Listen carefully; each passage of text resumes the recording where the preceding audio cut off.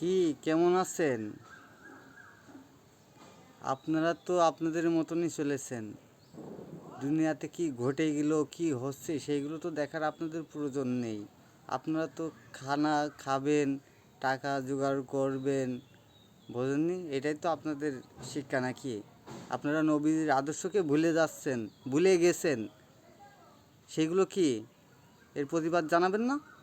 আপনাদের জানানোর দরকার নেই। আপনারা আপনাদের হিসেবটা দিন, সময় মতন ভালোভাবে হিসেবটা দিন।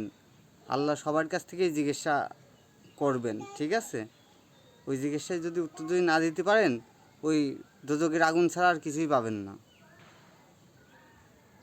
এই দেখেন আমি সম্রাট হাদি, এই দেখেন আমার পুরাতন একটা লাঠি, দেখছেন?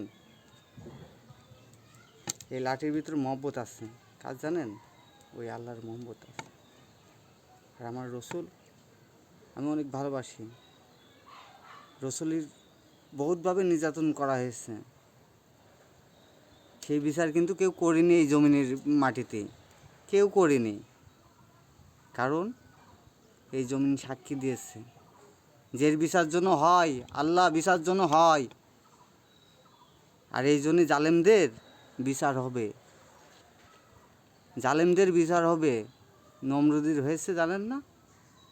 হ্যাঁ, যারা আল্লাহর বিরোধিতা করবে তাদের ভয়াবহ সাজা দিয়েছে, ভয়াবহ। এটা একদম শেষ বার্তা আমি দিয়ে দিলাম।